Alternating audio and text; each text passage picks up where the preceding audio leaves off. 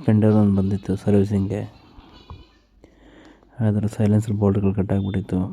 ಅದಕ್ಕೋಸ್ಕರ ಇಂಜಿನು ಆಚೆ ತೆಗಿತಾಯಿದ್ದೀನಿ. ಹೆಂಗೆ ತೆಗೆಯೋದು ನೋಡಿ. ಫಸ್ಟ್ ಟೂಲ್ ಬಾಕ್ಸ್ ಬಿಚ್ಚಿದೆ, ಆಮೇಲೆ ಸೈಲೆನ್ಸರ್ ಬಿಚ್ಕೊಂಡೆ. ಇದು ಕಾರ್ಬೇಟ್ರದ್ದು, ಇದು 2 ಬೋಲ್ಟ್ ಬಿಚ್ಚಬೇಕು.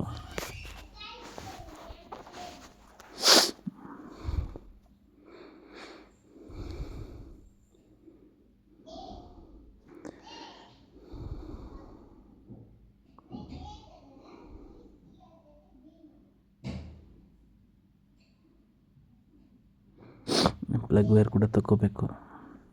ಆಮೇಲೆ ಇದು ಇಂಜಿನ್ ಪ್ಲೇಟು, ಇದನ್ನು ಕೂಡ ಬಿಚ್ಕೋಬೇಕು.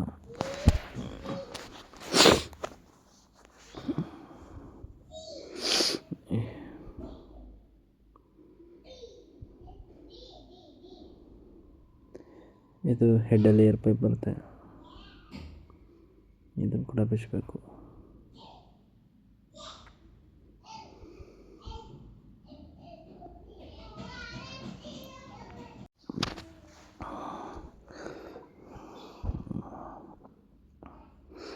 ಈ ಪೈಪ್ ಸುಮ್ಮನೆ ಡಿಸ್ಟರ್ಬ್ ಮಾಡ್ತಾ ಇರ್ತದೆ, ಅದಕ್ಕೆ ಇದನ್ನು ಸಪ್ರೇಟಾಗಿ ತೆಗೆದಿಟ್ಕೊಬಿಟ್ರೆ ಬೆಸ್ಟು.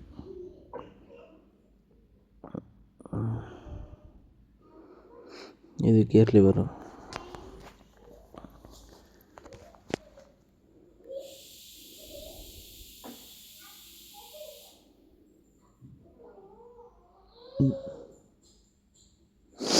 ಇದು ಮ್ಯಾಗ್ನೆಟ್ ಕಾಯಿಲ್ ವೈರ್ಗಳು.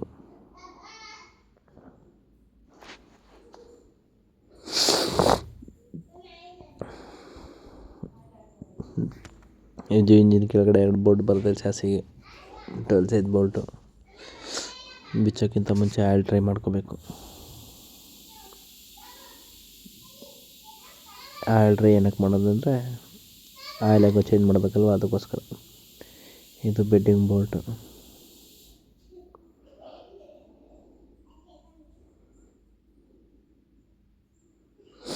ಎರಡು ಉದ್ದ ಬೋಲ್ಟು, 2 ಚಿಕ್ಕ ಬೋಲ್ಟ್ ಬರುತ್ತೆ. ಬೆಡ್ಡಿಂಗ್ ಅಷ್ಟೇ, ಸಿಂಪಲ್ ಇದು ಮುಚ್ಚೋದು. ಇದು ನೋಡಿ, ಇದು ತೆಗಿತಾಯಿದೆ. ಇದು ಒಂದು, ಮೇಲೆ ಒಂದು 2, ಆಮೇಲೆ ಕೆಳಗಡೆ 2 ಬಿಚ್ಚಿದಲ್ಲ ಅಷ್ಟೇ, 4 ಬೋಲ್ಟು. ಇಷ್ಟು ಬಿಚ್ಚಿದ್ರೆ ಆಯಿತು. ಇದೇನಕ್ಕೆ ಬಿಚ್ತಾ ಇರೋದಂದರೆ, ಇಷ್ಟು ಬಿಚ್ಕೊಂಡು ಹೋದ್ರೇ ಸೈಲೆನ್ಸರ್ ಬೋಲ್ಟ್ ತೆಗಿಯೋಕ್ಕಾಗೋದು. ಇದೊಂದು ಪೈಪ್ ಕೂಡ ತೆಗಿಬೇಕಿಲ್ಲಿ.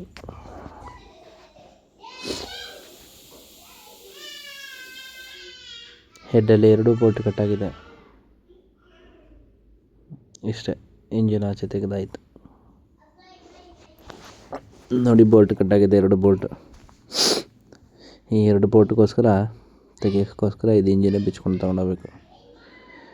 ವಿಡಿಯೋ ಇಷ್ಟ ಆದರೆ ಫಾಲೋ ಮಾಡಿ, ಲೈಕ್ ಮಾಡಿ, ಕಮೆಂಟ್ ಮಾಡಿ, ಹಂಗೆ ಸಬ್ಸ್ಕ್ರೈಬ್ ಮಾಡಿ. Thank you for watching. Bye.